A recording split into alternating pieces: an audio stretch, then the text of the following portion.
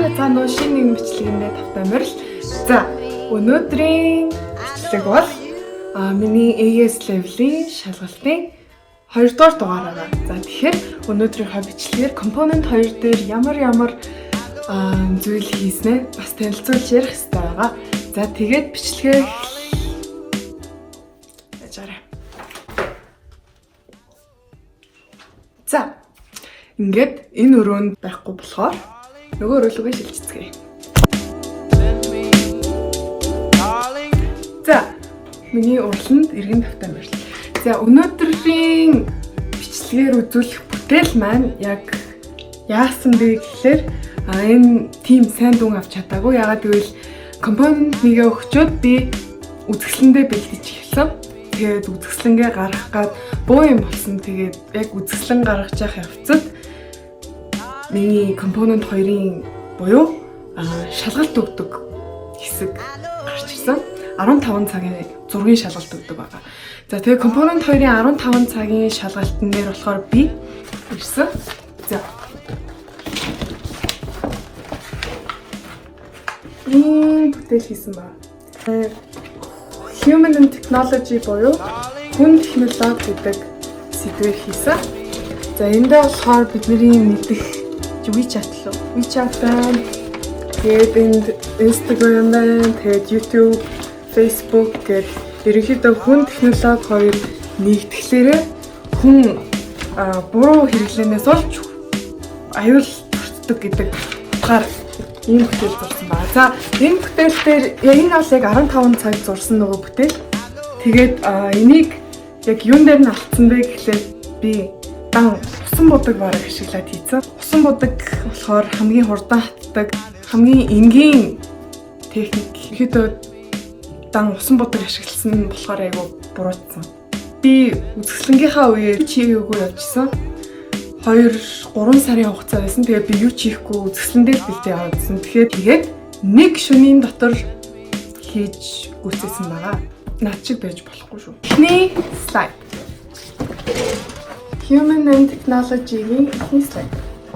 За, та бүхний харж байгаачлан хамгийн ихэнд дээгүүр бол хүн технологи гэдэг яг нэг сэдвээр зурсан тийм аимшигтай гаруй бүтээлүүд байна. За, энэ яг ингээд холбогдсон юм утаснуудаар бас ингэж хийсэн. Тэгээд тайлбаруудыг бичсэн. Тэгээд ерөнхийдөө ийм бүтээлүүд. За энэний ард нь хийцээ. Энэний ард нь болохоор final дээр яг юу хийсэн бэ гэдгийг тайлбарлаад шууд хийсэн байна. За энэ доотлын энэ бүтээл болохоор ингээд онгойдог. Тэгээд энэ нь бас онгоох хэвээр. Онгоогч. Энэ нь онгоогоо дэмждэг. Тэгээд онгоох дээр тайлбар юм байна. За энэ бүтээл байна. За энэний дээр болохоор энэ бас онгойдог. Бүтэн онгоохоор тайлбар нь санаа авсан зураач тарьцуул байгаа. Тэгээд энэ зурнууд хийсэн. Тэгээд ерөнхийдөө сүүлийн финалынхаа санааг иймэрхүү хийнэ гэж бодож байсан. За тэгээд тайлбар ноттайгаа ингээд энэ ихний слайд хоёр тал дээр нь хийснээрээ 2 слайд 2A1-ийн цаас болж байна гэсэн. 2 дахь биш. 2 дахь цаас гэхдээ 3 4-р слайд. За санаанууд цуглуулах гэдэг цаас байна.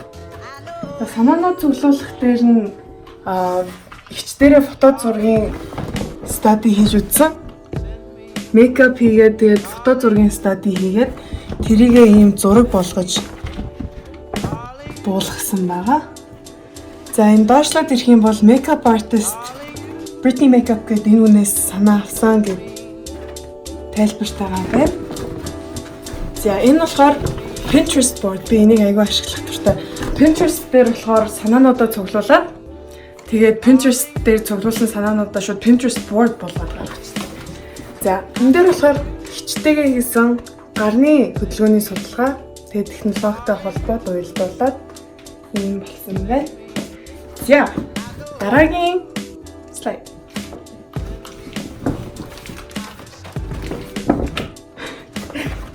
За.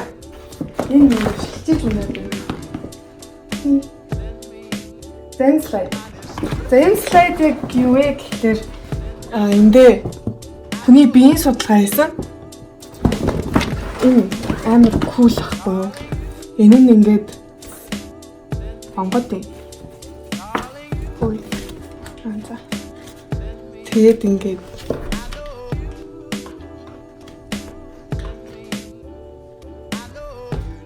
биен дээр нь сарнаа нааж аваад хөдөлгөөн хийж судалгаа хийсэн.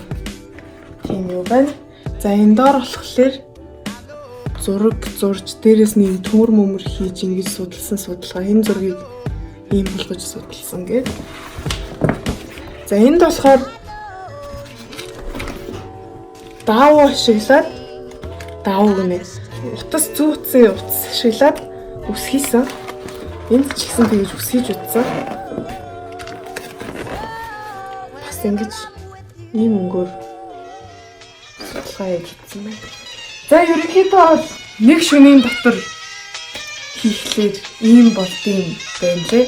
За тэгээд анзаарсан бол хийх зургнуудаа усан будгаар хийсэн. Усан будгаар хийх гэдэг бол ганцхан медиагаар ажиллаж байна гэсэн. За Cambridge-аас яг юу шаарддаг вэ гэхлээр төрөл бүрийн медиа ашиглаж үзсэн байх хэрэгтэй. Тэгэхээр би компонент нэг дээр яагаад A авсан бэ гэхээр би тосон будаг, усан будаг, акрилик, гуаш энэ бүгдийг ашиглаж үзсэн. Үүнийхээ хажуугаар би жижиг баримлуудыг хийж ингээд нөгөө нэг дөрвөлжин ертөнцүүдийг бүтээж явуулсан байна. За тэгээд тэр нь болохоор айгүй шинэлэг санаа, contemporary орчин үеийн гэдэг рүүгээ ороод айгүй өндөр үнэлэмж авч чадсан. Тэгээд бас айгүй чанартай бүтээлийг урт хугацаанд бэлдэж. Харин өнөөдрийн үзүүлдэг компонент 2 бол за нэг 17-8 цагийн дотор хийсэн. Тэгээд яг шалгалтаа болохоор 2 хоног хуваагаад 15 цагийн шалгалтаа өгсөн байгаа. Тэгээд ерөнхийдөө бол медиа ашиглалт айгүй дутмаг байсан. Тэгээд бас судалгаа бас айгүй дутмаг байсан. Ийм болохоор тийм сайн дүн авч чадаагүй. Тэгэхээр яг гэж зөвлөх вэ гэхэлэр ерөнхийдөө шалгалтаа өгнө гэж чи сонгоцсон шалгалтаа өгнө гэдэг өөрийгөө мэдж байгаа бол эргэж буцах замгүй чи шалгалтандаа л бэлдээ. Шалгалтандаа бэлдээд өдөр болгон зураг зур, өдөр болгон судалгаа хийн.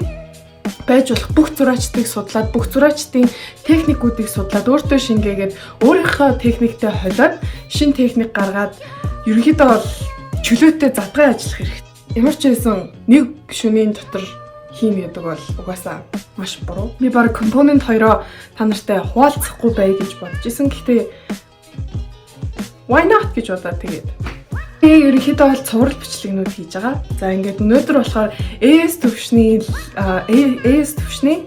Cambridge-ийн шалгалтын компонент 1-2-ыг яаж өгсөн бэ? Өөрийнхөө туршлагаас хуваалцаад ингээд ерөнхийдөө бол яриад өнгөрүүлчлээ. Тэгээд энэ AS-ийн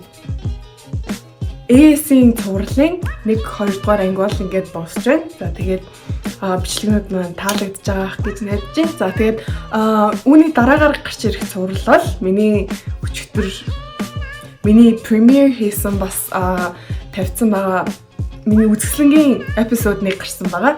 За тэгээд үзэсгэлэн бол 4-5 эпизодтай гарна. 7 хоног болгоно нэг үзэсгэлэнгийнхаа эпизодыг гаргаж байгаа. Тэгэхээр бичлэгнүүдээ хүлээгээрэй. Тэгээд бичлэгнүүдээ үзээрэй. Тэгээд ерөнхийдөө бол айгүй гой контентуудыг хүргэнэ гэж бодож байгаа. За ингээд дараагийнхаа бичлэгээр уулзцгаая. Баярлалаа.